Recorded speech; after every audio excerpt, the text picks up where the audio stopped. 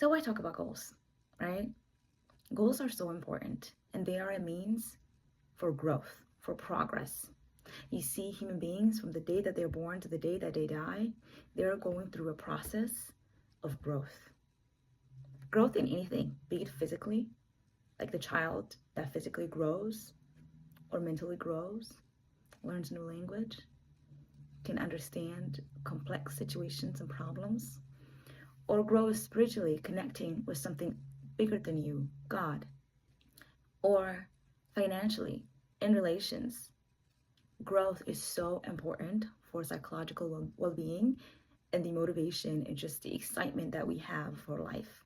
There's something new that you're learning, something new that you're doing. You are not there every day, waking up, repeating the same things, going to bed. You're doing things, you're excited. Most people associate that with teenagers or maybe like early 20s. But after that, most people tend to be pessimistic. And I honestly believe it's due to lack of growth. If we don't grow, if we're stagnant, it might be okay for today, but if you stay stagnant for multiple years in a row, not moving, growing in any matter, in any way, what do you expect? What do you expect to feel? You're not going to feel lively and excited about life. It's just like waking up doing the same thing again. Here we go. Goals give us a target, a direction. It reduces the chaos that exists out there and narrows your focus towards a specific target.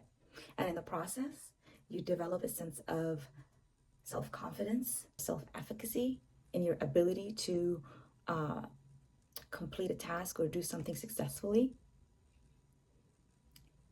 You gain resilience and adaptability, because if you're moving towards a specific target and something comes in front of you, an obstacle, and you had to learn how to overcome that to get to your goal, you're being forced to be resilient. And if you have multiple problems, you'll be even more resilient. It also helps us with our accomplishments and feeling a sense of gratitude to God and looking back at our life and saying, wow, I have accomplished these things. And just being filled with gratitude. Because there are a lot of people out there that put in a lot of effort, but they don't achieve what you have achieved, right? That is the importance of goals. They help us achieve what we want. And in that process, we acquire tools and skills. And after achieving that goal, we feel a sense of progress, growth. So what's the problem? If goals do all of these things for us and if they're a means for growth, then what's the problem? The problem is, once you get into adulthood, you have to be intentional about your growth and goal setting. When you're a child, your environment will help you grow. Your parents will put you in situations and environments that will help you grow. You go to school, you learn, you expand your mind. Your peers or your friends want to do activities, and then you don't want to be left out, so you want to do it too. So you learn a skill, you get to learn how to be outside of your comfort zone. But once you become an adult, you go to college or even beyond, you have to be intentional about your goal setting and the direction of your growth. You have to be the parent to yourself. Where do you want to go? Where do you want to grow? Where do you want to expand your comfort zone, right? And if we don't do this, then soon enough, we will feel like we're stuck, like stagnant. And if we stay in that stagnant place, it's going to lead to frustration, disengagement from life. It can lead to numbing your feelings. To prevent ourselves from going down that path, let's pursue goals that propel us to grow and make progress in life.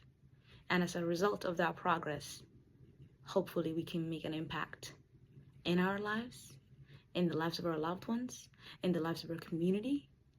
Goals they get a bad rep sometimes because people are like, oh, everybody's running after a goal. Why can't just people seem to enjoy their life? Da da da da. And I want to identify the limiting beliefs in that statement. Who said I can't achieve my goals and at the same time enjoy my life? Why does it seem two different things that I have to pick one or the other? And you know, most people will pick enjoying their life because psychologically, most people tend to run towards pleasure than pain. So we need to get rid of that limiting belief. Leave it in 2024. We're not taking that with us into 2025. We're done. Because it implies that if I am pursuing my goals, then I'm not enjoying my life. And I find the opposite to be true in my life. Every time that I was pursuing a goal, I felt a sense of liveness. I felt a sense of progress.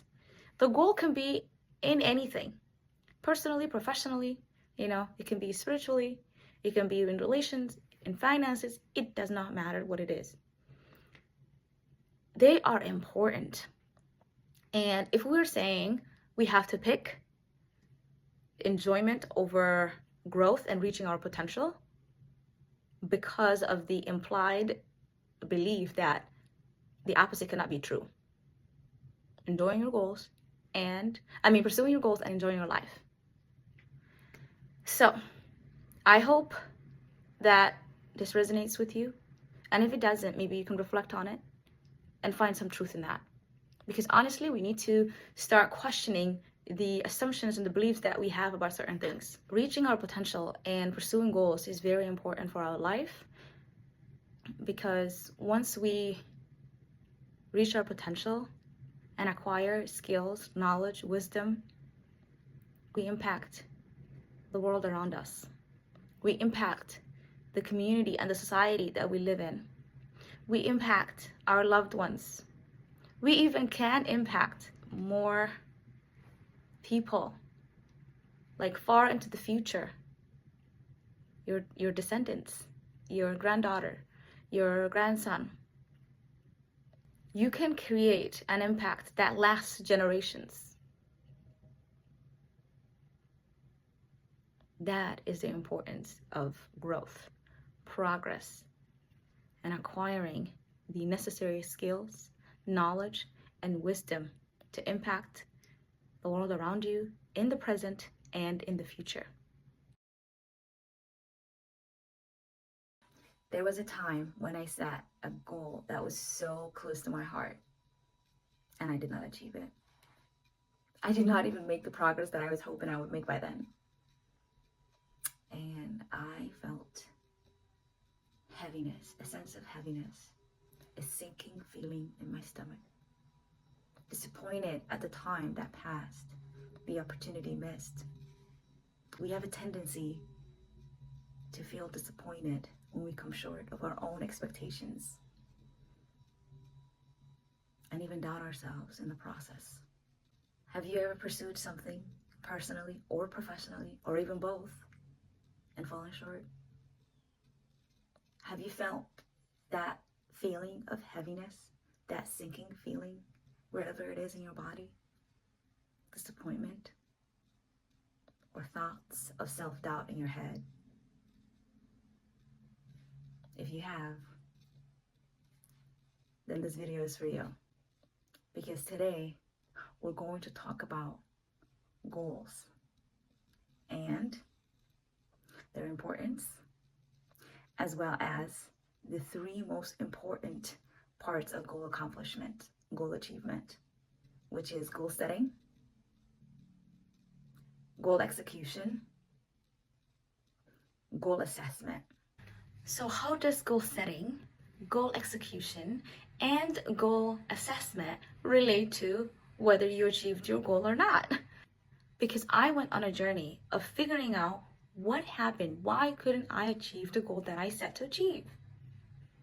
And I found out I wasn't doing something in one of these three processes of goal achievement. If you apply these three processes, so I talked about goal setting, and under each part, it has 5 to 10 tips And this is not only the things that I have learned, I have done it, experienced it. It's not just the book knowledge. At first it was. I had to figure out what's going on, what's wrong. Is there something wrong with me? Why can I not achieve it? Why can I not do it? But then you learn, no. The people that you admire, that do good things in this world, that do amazing things that inspire you, they are not unicorns. They're human beings just like you. God created everybody and gave 24 hours. We all have it. We all have the brain. And we can do things, right? Number one, your goals need to be inspiring. Something that excites you, that wakes you up, that shakes you, that gets you like, I want to move. You need something exciting. If it's not exciting, then why are we doing all of this work? So it needs to be something that is outside of your comfort zone. Goals are a means for growth, a means for progress. If your goals are so easy that you're staying the same, then what's the point? Those are not considered goals. They're not goals. So we want to make it challenging enough, but not too challenging to the point that you're overwhelmed and shut down. The other day I was listening to, what is his name? Andrew Huberman, I think is his name.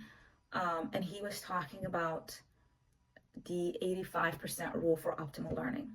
This applies because the human brain adapts to experiences.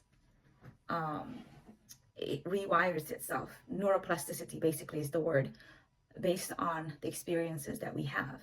We're highly adaptable. And you can learn stuff, but if you put yourself in a situation where you set goals that are highly challenging, then you get overwhelmed. Your nervous system shuts down. But then if it's too easy, you're not making progress. So the rule is 85% of the time you need to be succeeding. The way I look at it is this way. If I need to exercise 7 times a week, and I only did 6 times a week, that's how many in terms of percentage? That is what, 83? Yeah, 83%. I'm slightly under the success rate for optimal learning. And I say learning, but it could also be optimal challenge, right? So you need to look at your goals and allow space for failure, but it has to be about 15 to 20%, not more than that. Your goals need to be 1, exciting, 2, challenging and get you outside of your comfort zone, but not too challenging to the point you shut down, or too easy to the point that you don't move. Like there's no excitement. Like, why should I do it? Number 3, your goals need to be aligned. Alignment with your values is so important. People are not the same. What is important to me might not be important to you. What is important to you might not be important to me. Understanding yourself and taking a journey of your own is very important. Society can project all day long, and you can pursue goals that have nothing to do with you, that make you miserable, in fact. So take time to understand what's truly important to you, because you don't want to waste time and energy and resources in pursuing goals that have nothing to do with you. So make sure your goals are aligning with your values. And even the way you prioritize your goals should be based on your values. And if you want me to do a video on values, I am absolutely happy to do that. If your goals are not aligned with you, they might drain you instead of motivating you and exciting you and getting you out of bed. That's another thing to consider. You need to identify, what is it exactly that I want to accomplish? I'm here right now. Where do I want to go? What is the outcome? For example, say I want to lose X amount of pounds in X amount of time. Time is important. Time and quantity. It has to be measurable, quantifiable, right? So you can say, I want to lose 30 pounds in the next 3 months. 30 pounds, measurable. 3 months, time measurable.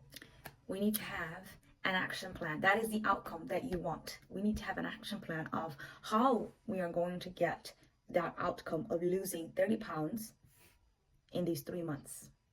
And that is where you will specify and say, okay, every day I'm going to eat 20 grams of carbs or less per day. That's the ketogenic diet, or you can specify whatever diet that you want to use to lose weight. And then after that, you're going to set a plan for your physical activity, exercise. You need to exercise if you want to lose weight. And that would be, let's say, maybe I'm going to exercise 3 times in the gym and 3 times maybe at home or walk outside. We are specifying. That is what success looks like. If we don't have what success looks like every day or every week or every month, then we cannot measure if we're on track or not. So now we're going to address limiting beliefs, and they are an important aspect of goal setting. Why? Because beliefs drive our behavior, the way we act, the actions that we take. Actions that we take are important for the achievement of our goal. You see, they may not necessarily be directly influencing our goal, but they are indirectly influencing how we achieve our goal, or if we achieve our goal. So if you don't address your limiting beliefs, you might not take the actions necessary to achieve your goals. Limiting beliefs also influence how we experience life. We don't experience the world the same way. We're viewing the world through our experiences, through our perceptions, through our beliefs, whether they're expansive or limiting, right? And 2 people can look at the same thing but experience different things based on their belief system, their perception of reality. Everybody has limiting beliefs. We're not going to waste time trying to identify all these different limiting beliefs because we don't have time for that. We need to get to these goals. What we're going to do is layer them with expansive beliefs. And I'm not going to tell you go be delulu, nah. Expansive, realistic beliefs like growth mindset. Growth mindset is real. It's studied, right? That neuroplasticity, I also talked about that. Your goals need to be challenging enough, but not too challenging that your brain shuts down. Neuroplasticity applies here as well, because your brain has the ability to adapt and restructure itself based on the actions you take, based on the situations that you put yourself through. So you're highly adaptable. You're complex and adaptable.